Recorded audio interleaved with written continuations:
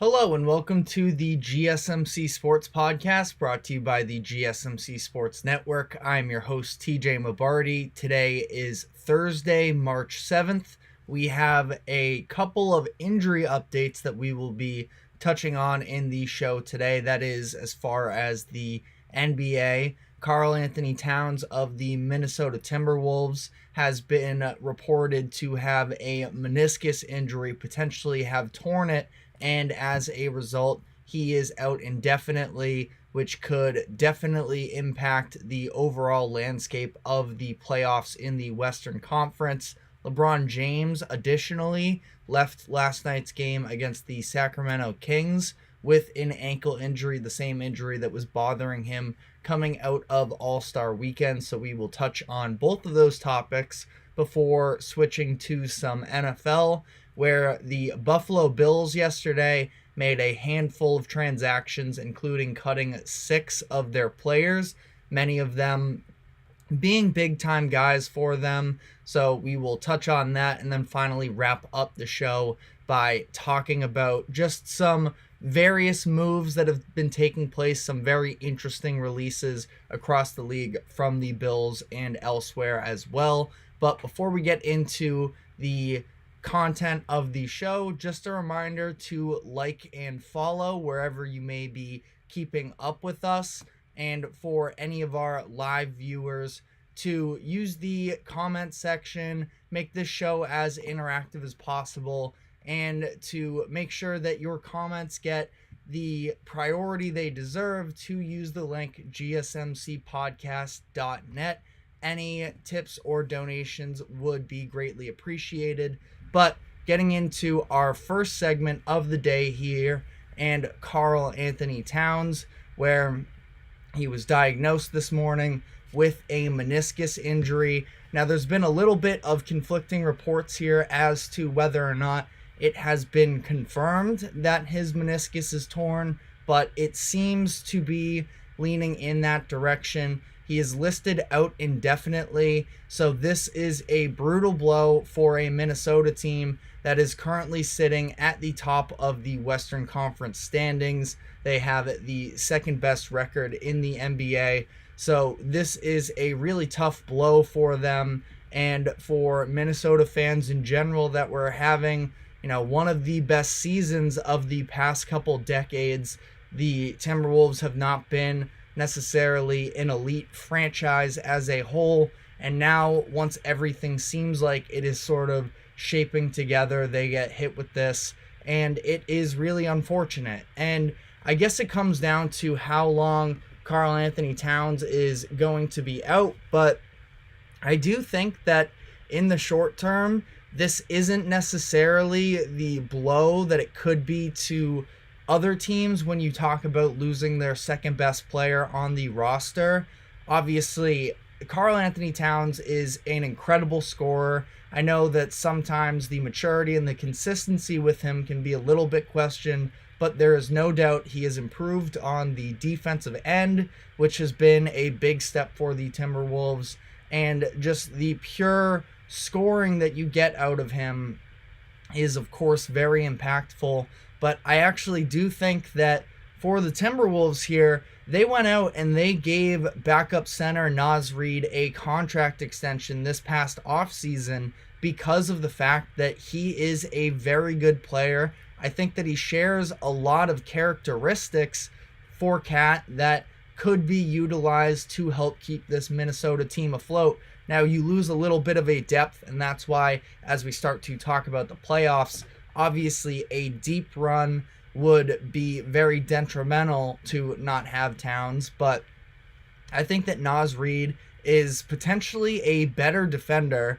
He can also shoot from outside as well, and he provides a lot of positive aspects for this Timberwolves team that I think, again, on a game-to-game basis, they wouldn't be necessarily torn apart by the absence of Karl-Anthony Towns. And again, I don't want to undermine how good Cat is, of course, but I think that it's more so a statement on Naz Reid and how he can be a very reliable guy. I thought that there were some Karl-Anthony Towns trade rumors this past offseason, and honestly, I mean, at that point too, we were looking at where his fit with Rudy Gobert next to him was not really working out necessarily, but he took strides in order to improve that way. The Minnesota Timberwolves offense as a whole sort of worked out some of those kinks, but Naz Reid is still an incredible option for them, and I think that he can eat up at least a lot of these regular season minutes, and depending on a playoff matchup, they could still get through a first round series, because you're not going to get the level of offensive production necessarily from Reid, but he still shoots 41% from beyond the arc, which is, of course, very impactful for them. This is a team that is built more so on their defense than anything else. And again, I think that Reid is a very passable option for Towns, who he's, again, taken steps in the right direction on the defensive side of the ball. But I still don't view Towns as an elite defender necessarily. And I think that when you talk about Reid here, he still has the size to, match at least some of it. He's 6'9". It doesn't at all take away from how big this Minnesota Timberwolves team is. That is one of the first things you talk about in terms of what you see them as in terms of a playoff threat. But again, it's once you get into some of those deeper playoff series, specifically I'm looking at the Nuggets, because that is the team in the Western Conference right now that has the target on its back. In order to make it out of the Western Conference, you are likely going to have to be the one to take down the reigning champs. And this is where I grow a little bit more concerned, because I think that you need a plethora of big bodies to try and match up with Jokic. He's not necessarily the crafty type of player that is seeking out tons of contact and trying to get himself to the free throw line, but you still do need to be able to throw out a variety of different looks. The ball movement with this Denver Nuggets team, I know that we talked about yesterday on the show, it feels though some of that ball movement has been a little shaky with the Nuggets as a whole. They've been turning the ball over a lot more frequently than it typically feels like they should be, considering the level of playmakers that they have on that roster. But again, I think that for the Wolves here and their overall aspect, it shouldn't be too much of an overreaction. Now, the top of the Western Conference, of course, is very tight in terms of seeding. So yes, while they are the number one seed, they are actually tied in terms of games back with the Thunder, and with just the Thunder, the Nuggets are one game back. So still very contentious. I don't think there's going to be a drastic fall off though with how their regular season goes from here. Now, it's interesting because, again, one way or another, they are likely going to have one of the top seeds in the Western Conference. I mean, realistically, let's say they go on this horrendous losing streak down the stretch of the year. There's not that much left in the season, just about 20 games for a lot of these teams. I believe they have 20 exactly, and they are 6 games ahead of the 5th seeded New Orleans Pelicans. So in all likelihood, they are going to host a playoff series. And you look at some of these teams towards the bottom of the play-in tournament and that threshold, it is the Sacramento Kings, Dallas Mavericks, Golden State Warriors, and LA Lakers. I think that all of those teams, minus the Lakers, are very small on the defensive end, and I've talked up the Mavericks a lot at times. I think that they're a very entertaining team to watch, but that defense has only gotten worse and worse. I think that for as tremendous of a season as we are seeing from Luka Doncic, and I absolutely am not trying to put him down, some of the defensive statistics with him are pretty alarming. I came across a website as of late. It's free for everyone. It is centersculture.com. And what it does is have a lot of game logs that provides more of a defensive perspective on a lot of these games and shows points allowed, what kind of field goal percentage you allowed. And again, a lot of this can be subjective at times, but I think that Luka is being very heavily attacked himself, and that's fine. Obviously Luka is there for the offensive centerpiece more than anything else, but it starts with him, and I think that just the team as a whole, the perimeter defense is very alarming to me. I like what Derek Lively has been able to produce for them, but he did get injured the other night as well, or at least was limited in minutes in their matchup the other night. As I quickly look through my notes here, that was a game against the Pacers where they allowed 137 points as a whole. Pacers are a tremendous offense, but again, and I'm not trying to go on too much of a Mavericks rant here specifically, but again, just these teams as a whole. Sabonis is another one. He's incredible, but when he gets matched up against size on the other end, I think that he can be a lot more vulnerable. Now, a statistic came out last night that Sabonis is now 9-0 in his career against Anthony Davis, which is pretty incredible, honestly. I mean, Davis last night really struggled in the Lakers' loss. We're going to be getting into more of that in the following segment. But again, I just think that these other teams that are in the play-in tournament can definitely be taken advantage of with size, with good defense. And I do think that the Timberwolves are able to do so even if they don't necessarily have Towns. Now, I'm not sure what the exact typical time length is for a torn meniscus.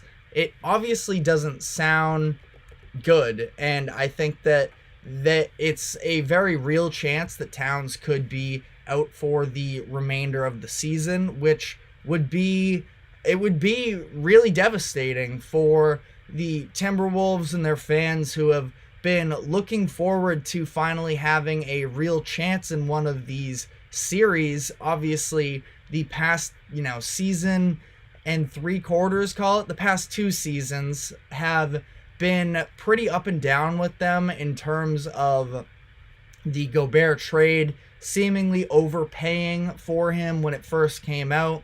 Then the fit was ugly. The team imploded on themselves at the end of last regular season with Kyle Anderson and Rudy Gobert fighting, with Jaden McDaniels injuring himself, punching a wall that took him out for the playoffs. And now to come into this year with a refined Anthony Edwards and looking to... now they have that real identity, and it's all sort of worked out in a way that has them at the top of their conference, and now they could potentially be, again, I don't think so, but they could potentially be without their second best player, their all-star player, and potentially be bounced in the first round. Would be pretty devastating. And I'm still not selling stock on the Timberwolves in terms of if you were to have their over-under for season total wins. They're probably already close to it as it is, but I don't expect this big drop-off in terms of their production for the rest of the season, and I still think they could very likely win a playoff round without Karl-Anthony Towns. I think you could maybe make an argument that in terms of impact, I don't know. I don't want to make this a slanderous thing by any means, but I think what Rudy Gobert brings on the defensive side is so crucial to them, being their interior anchor, having the size. Towns was a nice add-on to that size, but Naz Reid, again, standing at 6'9", he can fill some of that void as well.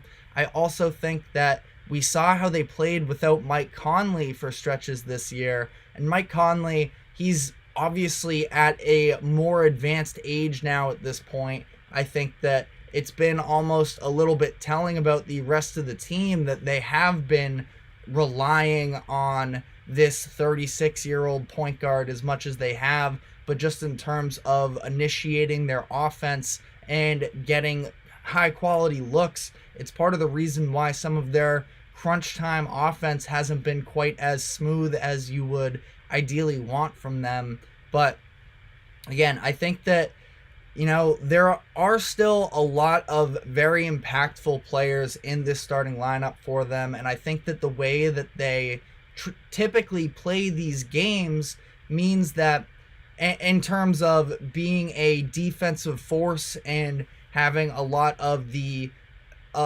pressure that you put on other teams on the defensive side of the ball, I think that it means if you lose out on a little bit of scoring, you can still get away with it to some degree. I think there's a good chance that this could catapult Naz Reid into more consistent starter discussions in terms of where he goes from here, where the Timberwolves are likely going to have to make some financial decisions. And I think that Reid is a very high quality player that is about to get some good attention as a result of this opportunity. But that is all we have time for on this subject. We are going to be taking our first break of the day. When we come back, we will be talking about the Lakers and the updates on LeBron James' injury. So stick with us and we will be right back. I feel like I'm losing my mind. Is everybody in the world blind? Please, Lord, give me a sign, a sign. I feel like I'm losing my mind. Is everybody in the world blind? Please, Lord, give me a sign, a sign. I wanna be the greatest. Everybody on the fake shit. I look around and feel like everybody is the fakest. I make this every day and I'm impatient, hoping one day I blow up from the basement. Statement, the top is so vacant. I don't hear shit that I think is amazing. Waiting for my day when I'm playing. Sold out shows for 1,000 faces. Hey, give me that crown. Get in my way and to be put down. It ain't your place, all this my town. If I want that shit, then I'll get it right now.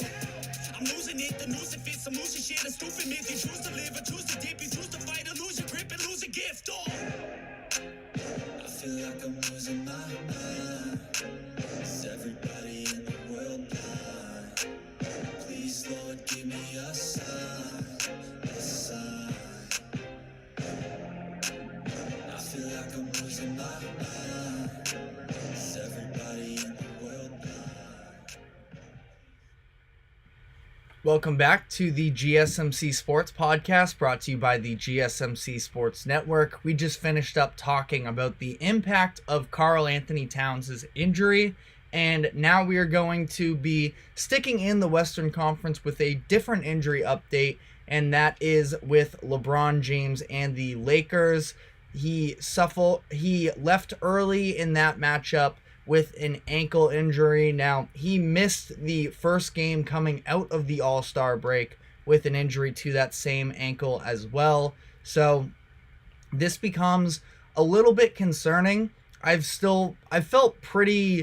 been pretty steady on how I've felt about the Lakers throughout the course of the year, that no, you don't necessarily want to play them in a playoff series. I still think that LeBron James can elevate his play to a level that makes any series competitive, and you don't want to get in the way of that. But at the same time, there are a lot of concerns with this team, and while to some degree the supporting cast issues have dwindled some, at least you can at least trust some of them to be reliable on offense, the Lakers defense has still really struggled for a while now. We saw them have a very bad February where they were 19th in defensive rating, and it hasn't gotten much better since then. They did have a nice defensive performance the other night when they played the Thunder, so credit there. But they take a step back with this loss to the Kings, who are sitting as the 7th seed, one of these other teams that the Kings are fighting for playoff spots with.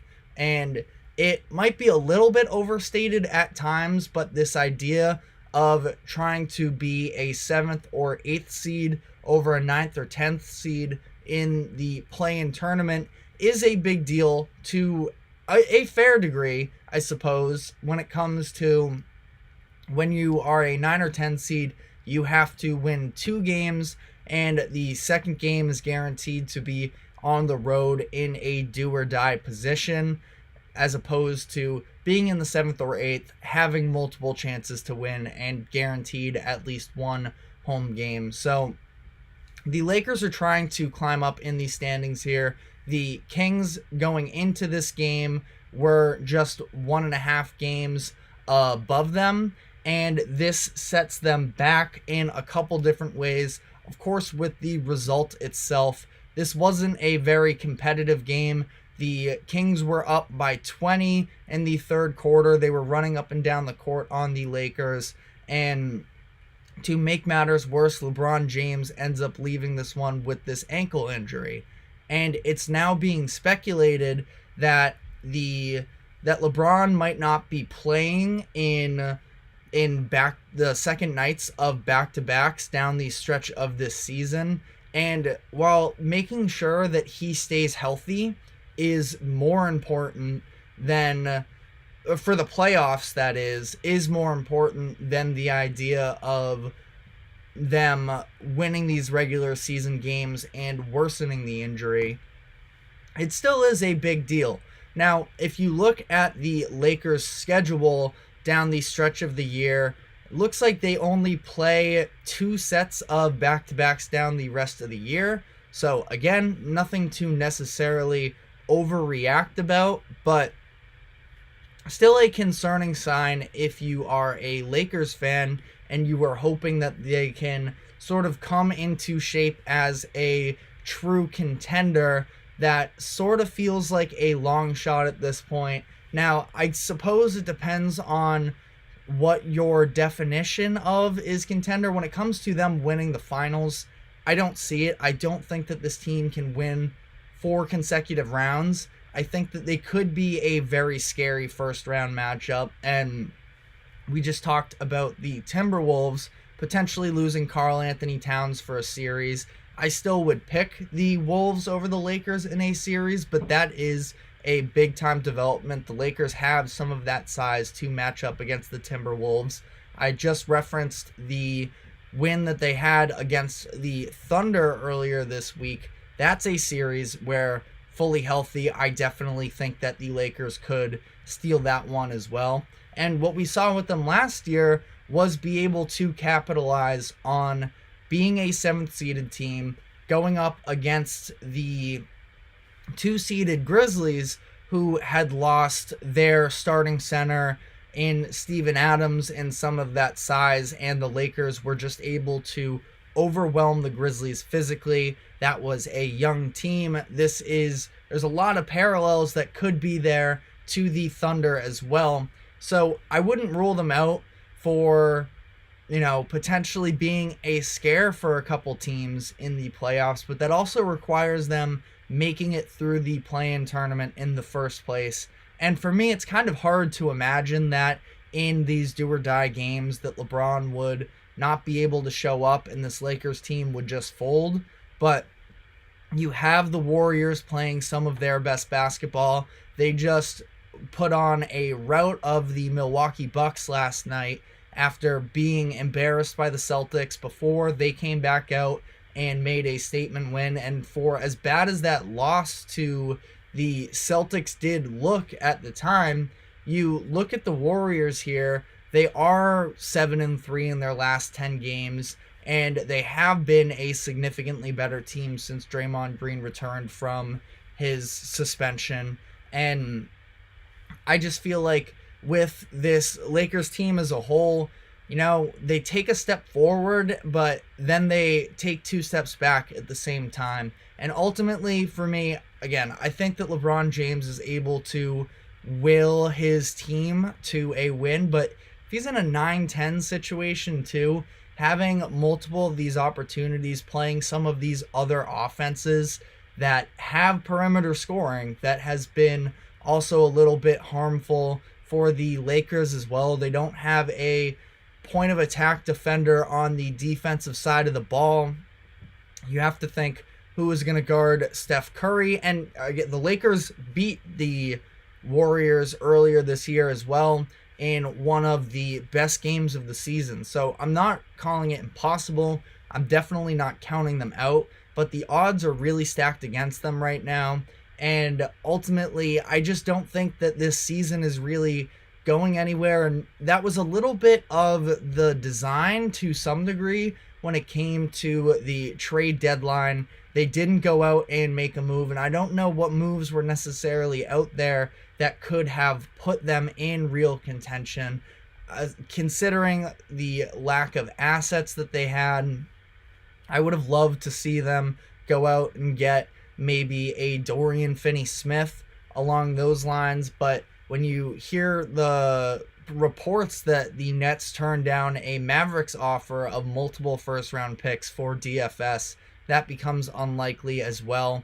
And it just seems like the Lakers are what they are right now, and that's a team with LeBron James that can be scary on any given night, but they are massively flawed. And when you take into consideration the other teams in the Western Conference, how from top to bottom this conference does have a lot of talent, I just don't think that they can really see themselves as true contenders. And I don't think that many Lakers fans would tell you that. And again, they're looking to probably retool next year. It's interesting how this is going to play out with LeBron James on his he has a player option this year. It's $50 million. One way or another, he is likely expected to stay with the Lakers, and they'll have some extra first round picks to be able to trade to make another move. What that move still is yet, I'm not really sure. I think that the defense really has to be addressed though with this team, because I think that most of these other teams could really run them off of the floor, and it's just a big time concern for me. And I feel like I'm at a point here where I keep talking about the Lakers in these segments, and it's just because they are the brand that they are. It is a story. LeBron James is, of course, LeBron James, but I think that we're looking at a team that is just a tough first round matchup and not much more. So I think that I am personally going to be looking to scale back on some of the Lakers content. I apologize for any of the viewers that are, big Lakers people or anything like that. But, I think that just the position that they're in now, it is not looking very good. Especially you think about the fact that they have been a bad team on the road this season, and that's what it's going to be likely in a play-in tournament game alone, and then be on the road against whatever top-seeded team should they actually make the playoffs. And they have a losing record against teams that are 500 or better.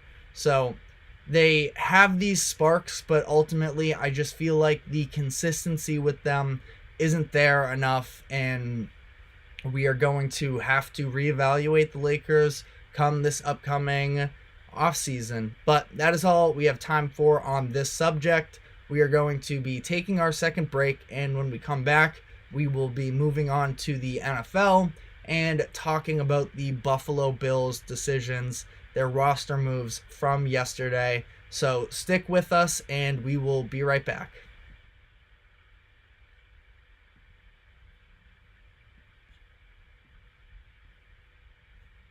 For the best and latest podcasts available anywhere, go to the podcast app on your cell phone and type in GSMC to access free content-rich podcasts on health and wellness, book reviews, sports, entertainment, relationships, social media, movies, technology, finance, and even weird news. Subscribe and download the GSMC Podcast Network's family of shows, available everywhere podcasts are found.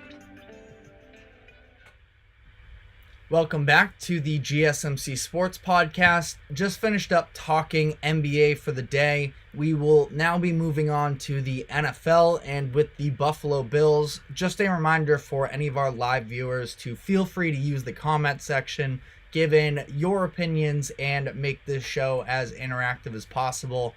But talking about the Bills here, they made some headlines yesterday by making a series of moves that included releasing 6 players in order to try and get their salary cap situation put together.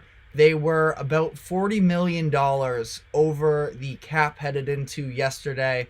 So they took some action in order to try and fix that to at least some degree. They still sit over the salary cap today, but they had to make some moves to at least move this in a positive direction for them. Some of the names that were released that were most notable were Jordan Poyer, their safety, Tre'Davious White, and Mitch Morse, their center. They also released Deontay Hardy, who has been a key special teams player for them for the past few seasons. They also released Naheem Hines and Siren Neal as well.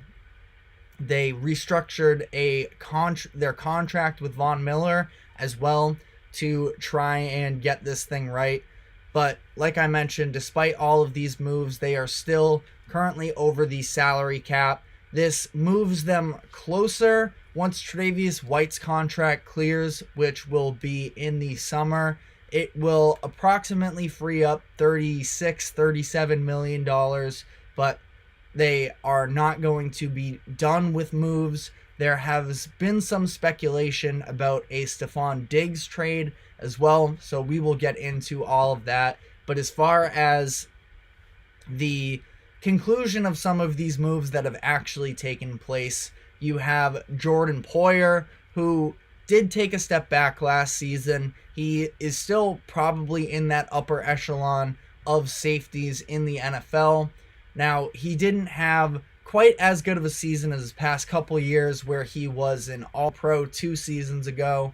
He was, or 3 seasons ago now, a Pro Bowler 2 years ago, and last year was a solid player for them, but wasn't quite the same impact. And he's 32 years old, so sort of the natural age regression with him.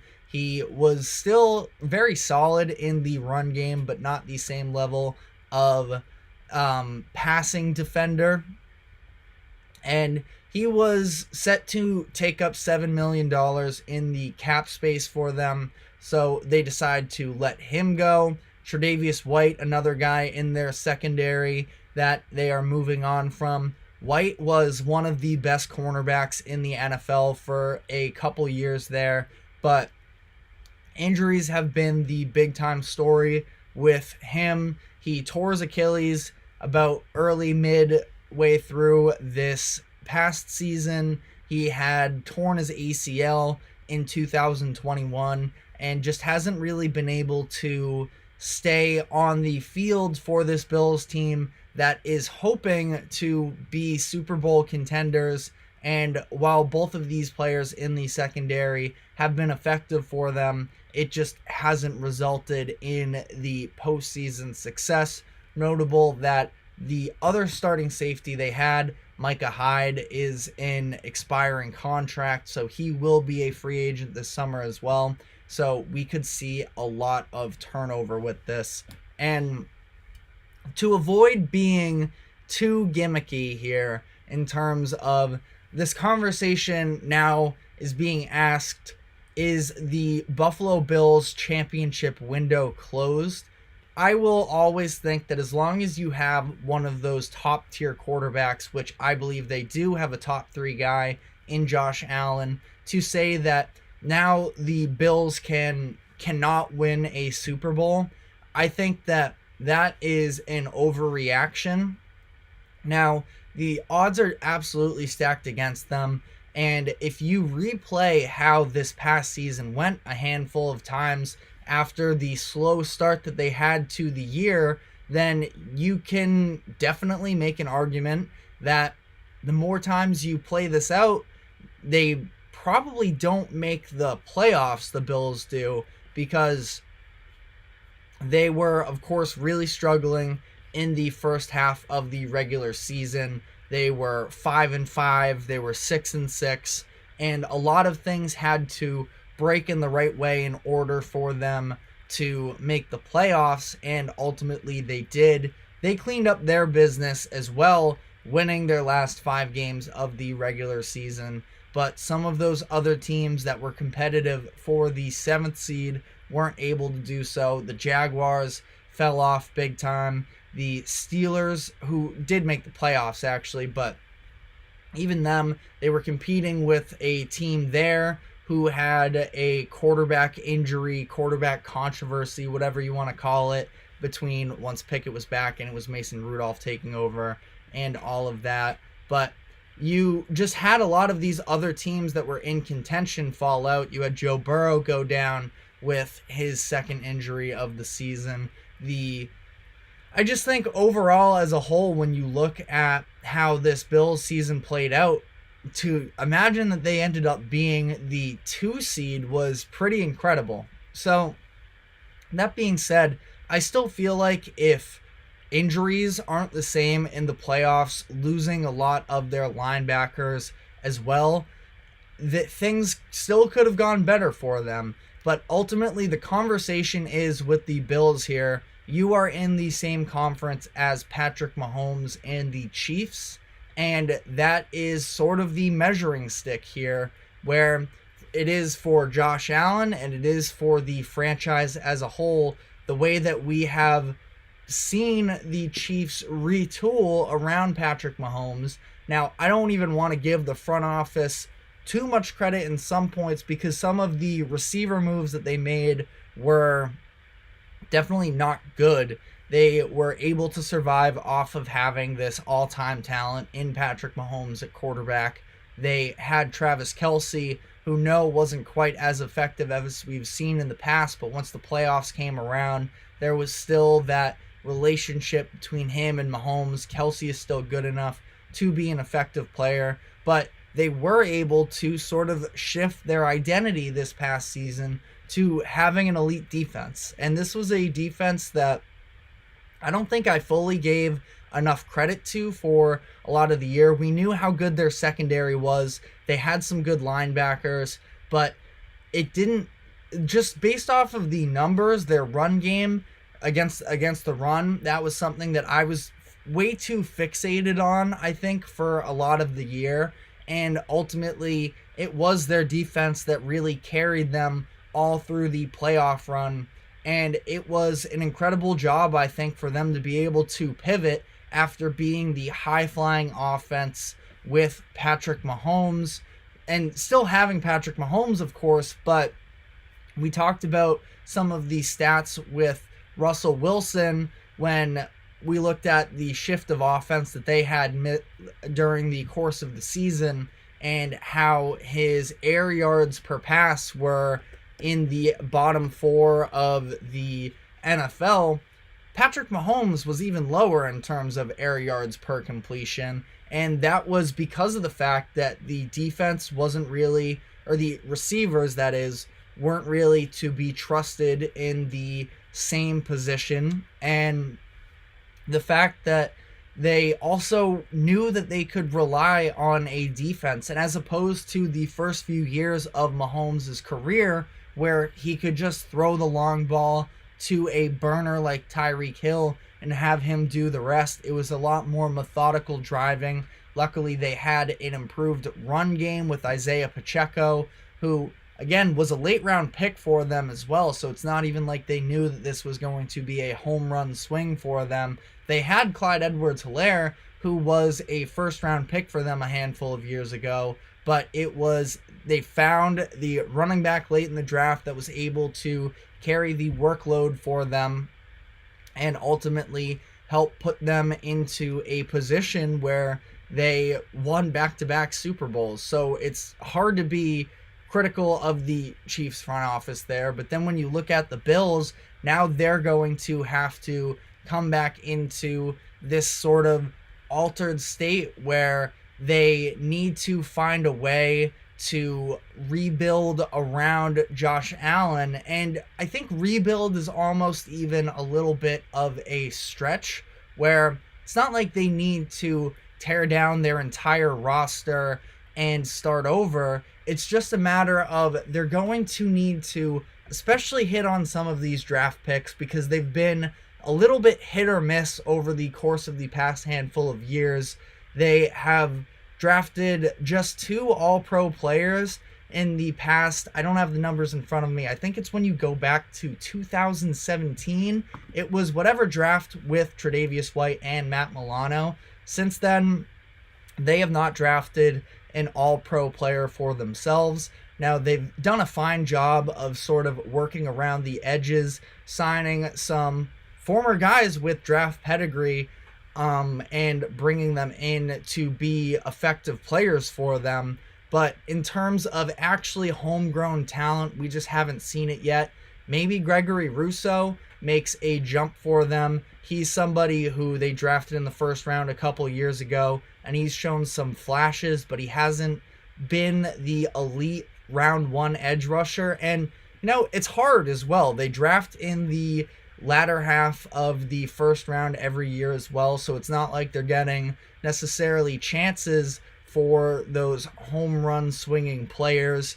But you still need to do more, take advantage of some of these cheaper contracts in terms of your production, especially as Josh Allen's salary is going to take a massive jump with his contract extension, which also sort of brings me into the conversation about Stephon Diggs and how this situation is going to play out for them. Because Stephon Diggs, for as great of a talent as we know that he is, some of the production, in the playoffs as a whole, hasn't been necessarily tremendous since coming to the Bills. The playoffs hasn't really been there, but he is still, this year especially too, with some of the regular season stuff, he just sort of fell off a cliff some, and now he's going to be making almost $28 million for the Bills next season, and that's a lot of money to cough up to one guy in particular. What are they going to do in terms of keeping him on the books? They still have some ways to go in terms of getting under the financial cap, and I think that it is going to be a very interesting thing to see how this all plays out for them. Peacock is in the chat right now talking about hearing Russell Wilson to the Steelers. We'll briefly touch on this. This is something that we'll talk about a little bit in the final segment as well. They are looking to meet the two parties later in the week, but it is interesting because Russell Wilson seems like he would be a pretty good fit there in the Pittsburgh Steelers offense and the franchise.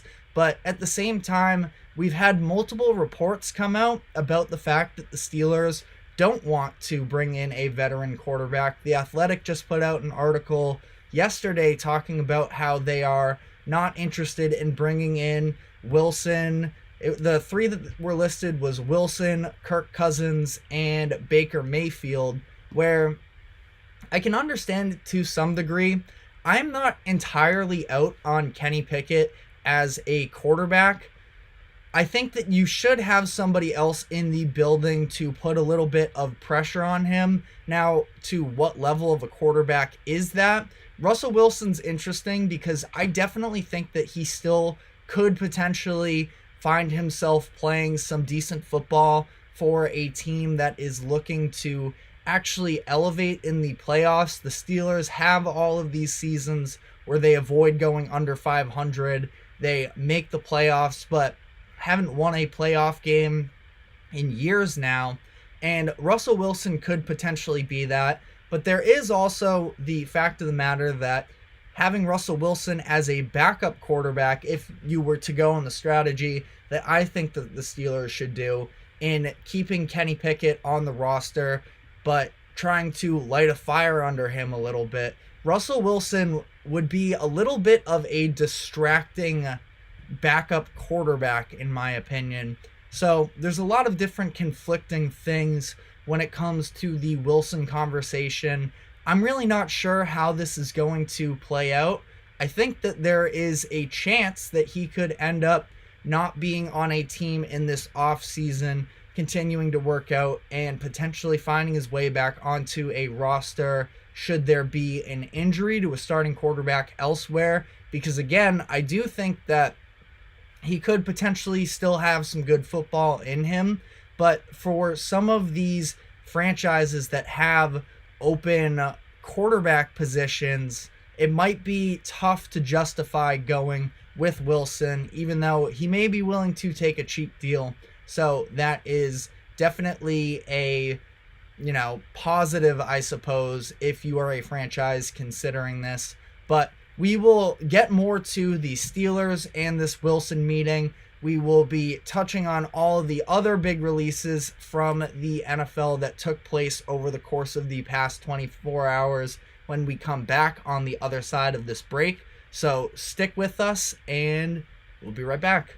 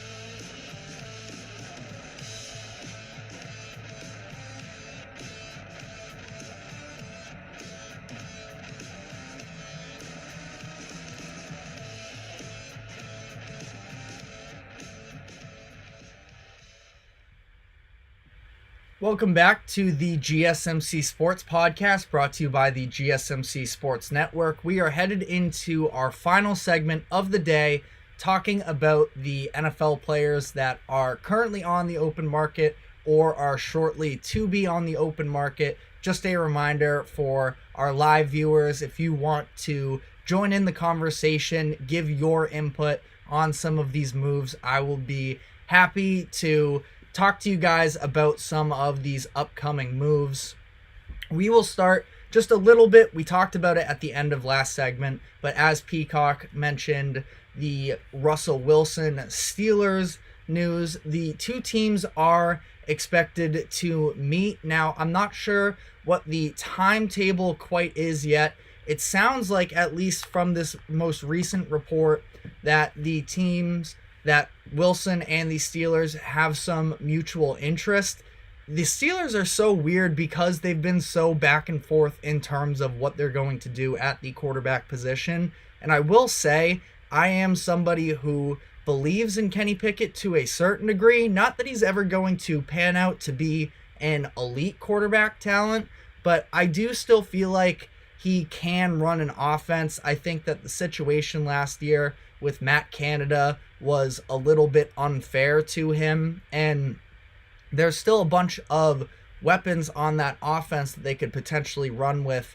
Ideally, they have a little bit of a better offensive line. I feel like they should be looking to address that this offseason, but it does sort of tell you something that the team that gets to see him in the building every single day has been so up in the air about him, and the fact that there were also some additional reports that came right at the beginning of free agency about the fact that some of their receivers were actually wanting Mason Rudolph to be the starting quarterback next season. Now, I feel like if you're a Steelers fan, Mason Rudolph being the starting guy, now I know that he and the Steelers won some games down the stretch of the regular season, and they were able to make the playoffs, but I think that would be a really disappointing offseason, personally, if the plan headed into next year was having Mason Rudolph as your starting quarterback. Maybe I'm too harsh on it. I don't see the upside with it necessarily. And you're talking about a Steelers team that, again, is hanging around being above 500 every single season, but their last playoff win, I'll look it up right now, it had to have been somewhere around 2016 or along those lines. I don't think that Mason Rudolph really gets it done for you unless you are going to assume that you have a revamped defense or something along those lines where they were able to. Yeah, 2016 was the last year that they've actually won a playoff game. I don't think Mason Rudolph elevates you. I think that he, again, I'll say last note here before, because I don't mean to get all over Mason Rudolph's case here. That's not really fair. But I think that he benefited a lot from George Pickens being able to house a handful of short routes and just show some of these flashes for him. Maybe it's a statement on the offense that Matt Canada was running. Maybe it's a statement on the ability of Kenny Pickett, but I don't see it there. I'm curious what they actually want in the building there in Pittsburgh, because it's been a lot of conflicting reports. Next team here is the Seattle Seahawks. On Monday, they made a handful of moves as well to try and make their financial situation better. They released Jamal Adams, Quandre Diggs, and Will Dissly. The moves saved them about $34.5 million. So they end up deciding to keep Geno Smith for the upcoming season. And now they make some of these other moves where Jamal Adams, we know, was once one of the best safeties in the NFL. Health has been a huge struggle for him the past couple seasons. That definitely hurts them.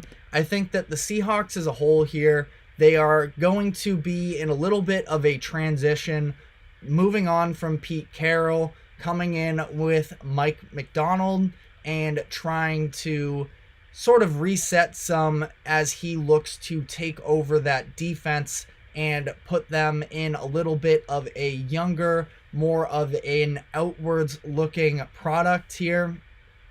But as far as Jamal Adams hitting the open market, I know that health has been an issue for him. He's played just 10 games over the course of the past 2 seasons. He hasn't played a full season since 2018, but he adds to this very interesting safety market that is out there because like we mentioned in the last segment, Jordan Poyer of the Buffalo Bills, he was also released as part of their moves. He's a little bit on the older end. Jamal Adams is still just 28, so there is maybe still something there for him. But additionally, a big-time move that took place yesterday was the Broncos releasing Justin Simmons. Justin Simmons is one of the premier safeties in the league. Even still, he has been all-pro second team in 4 of the past 5 seasons, including last year, where he was also selected to his second Pro Bowl. So I still definitely think, despite being 30 years old, there is something in the tank for him.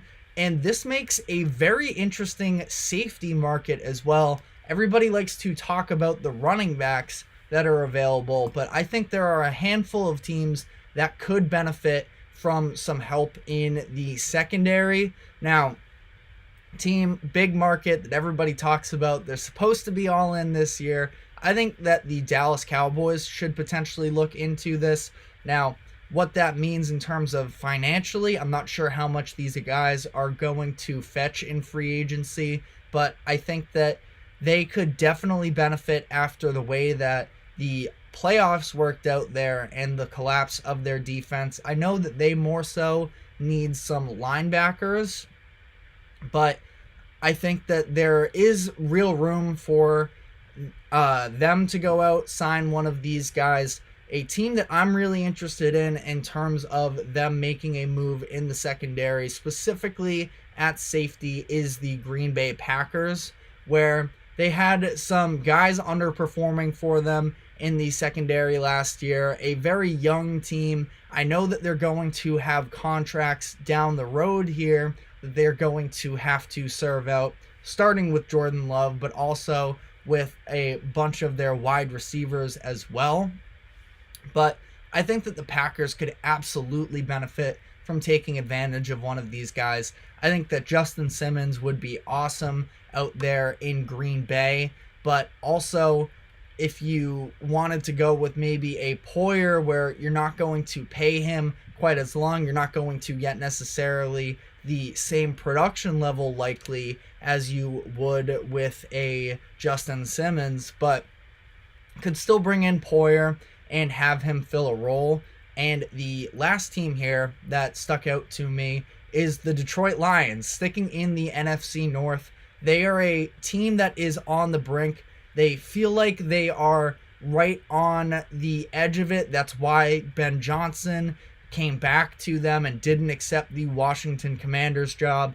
The Lions feel like they have a real chance to run this thing back and potentially be Super Bowl champs this year. And I agree with them. I think that they have loads of talent. The one area, though, of course, that they were definitely lacking in last season was the secondary. Now, it was maybe a little bit more of a corner thing. Brian Branch came in for them last year at the second round pick out of Alabama. He played safety and he was tremendous. So maybe not a perfect fit necessarily. I'm sure they could figure out a way to make it work. I just feel like in general with that secondary, they could take upgrades wherever they may come.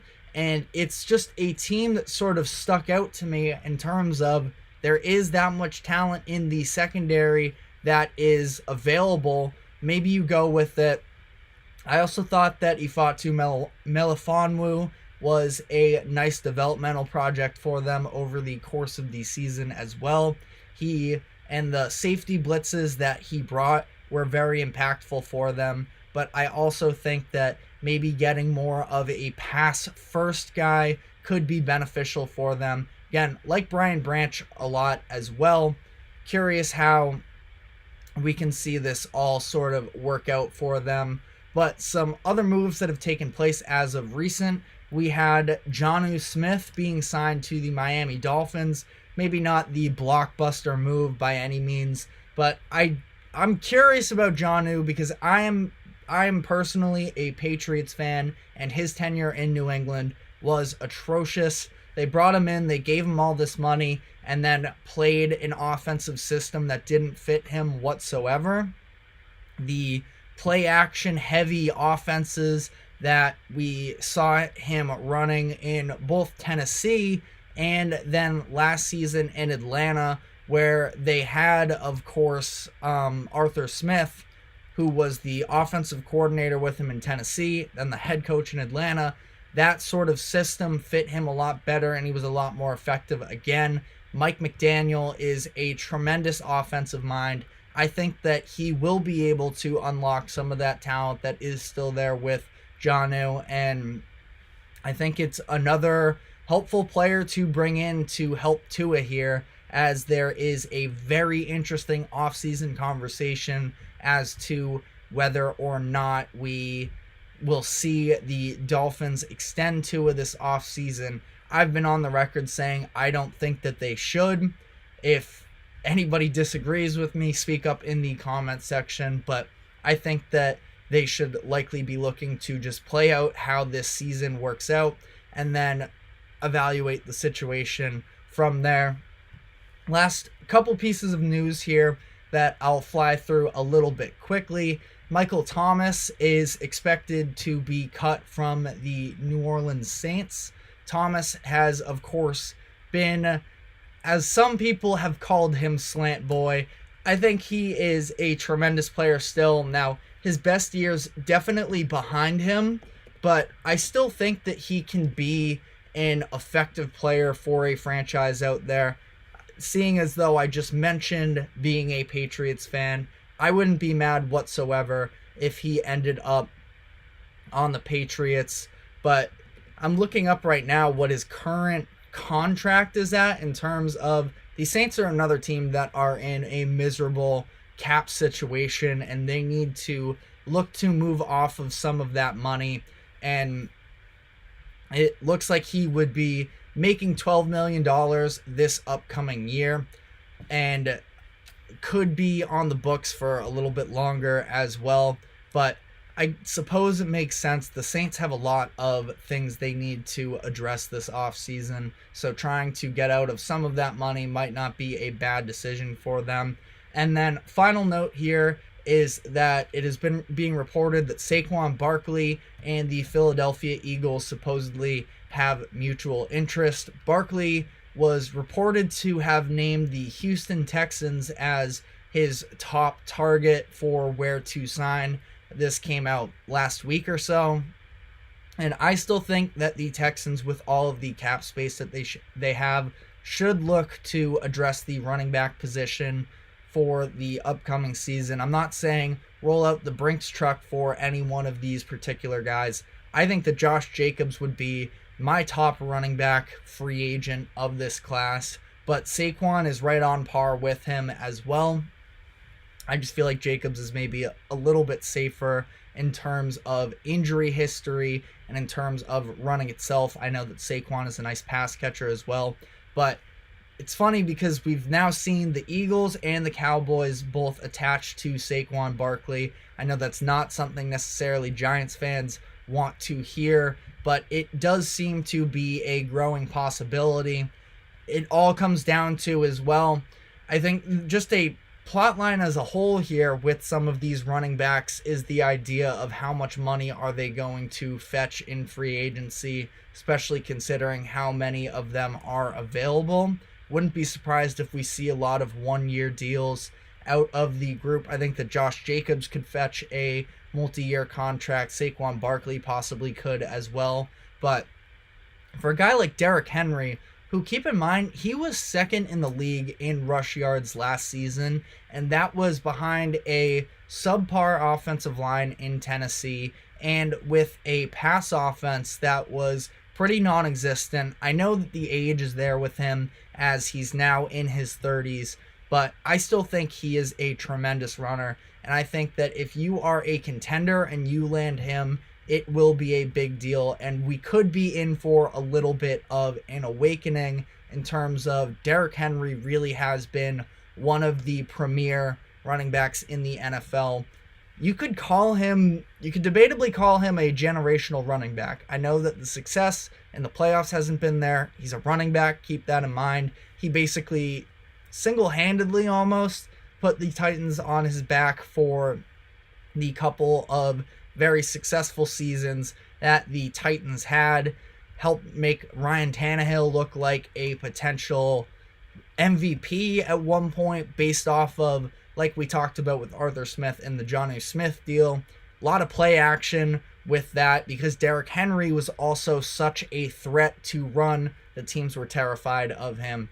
But we will keep you up to date on all of the developing stories on the GSMC Sports Podcast, where you can catch us on all streaming platforms. You can catch us on YouTube as well for exclusive short content as well. But that is all we have time for today. Thank you very much for tuning in. Thank you to the GSMC Sports Network for allowing us to host this show. We will be back tomorrow at 2 o'clock, so we will see you then. Have a good one, everyone.